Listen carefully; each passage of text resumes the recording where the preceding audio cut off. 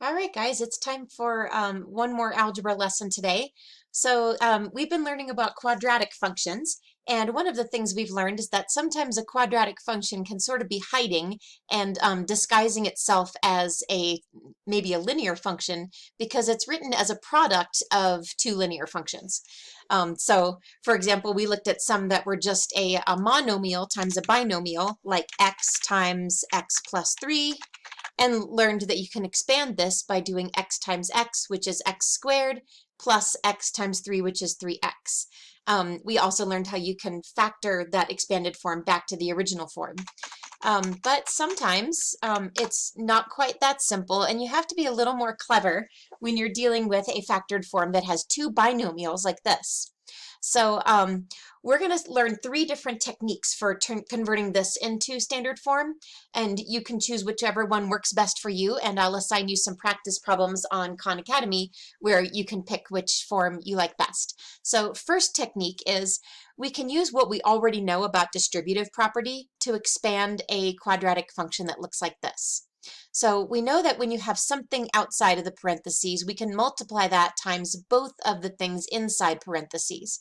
So expanding this to traditional way would look kind of like this. You'd have 2x plus 5 times x, and then you would have 2x plus 5 times minus 10.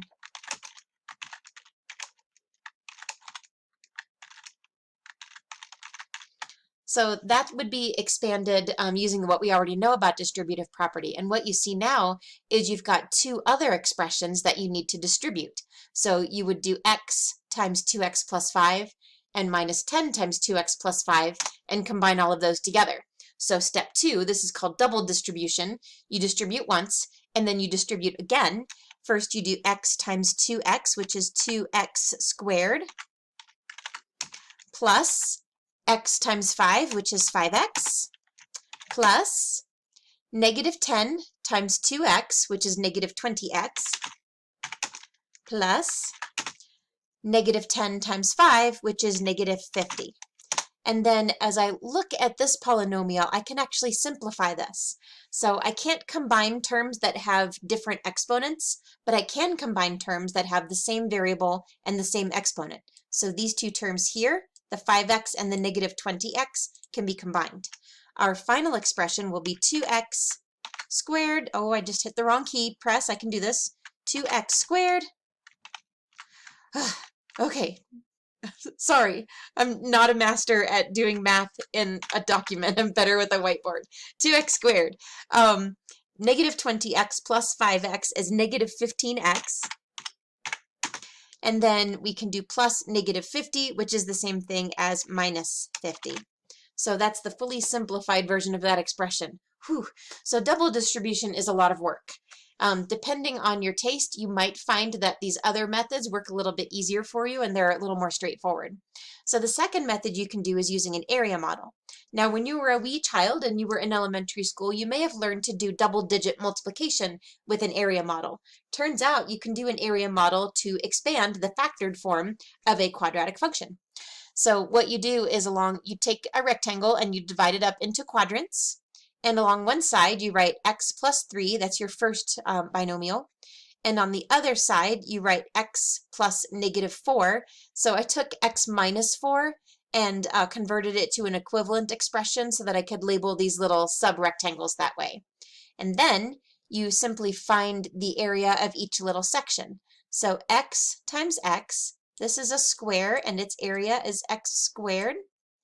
3 times x, the product of those is 3x. Negative 4 times x, the product of those is negative 4x. And then 3 times negative 4 is negative 12. And then we're going to add all those up and make one bigger polynomial. So again, we can combine terms that have the same variable and the same exponent. So these two terms right here have the same variable and the same exponent. They can be combined. Our final result is x squared. 3x plus negative 4x is negative 1x. So we write that as negative x plus negative 12. And that's the fully expanded form, and you can really see it's a quadratic function now of that same factored form. Next, there's one more method you can do. This is the method that I was taught when I was a wee child. So let me see if I can turn off the drawing tools. There we go. When I was a child, my teacher taught me FOIL. FOIL is a little acronym that teaches you how to expand this function, and I'm going to get my drawing tools out again. FOIL stands for, actually I'm going to type real quick so that you can see what the acronym stands for. FOIL stands for first, outside, inside, last. It only works if you're multiplying a binomial times a binomial. If you have longer expressions, you need to be a little more systematic about it. But it's kind of a nice thing to remember for taking a basic factored quadratic and turning it into expanded form. So first, you're going to do 3x times negative x. Let me get my pen here. 3x times negative x, those are the first terms inside the parentheses, and that would be negative 3x squared. Okay, then you're going to do the outside terms. Outside terms are 3x and 2. 3x times 2 is plus 6x.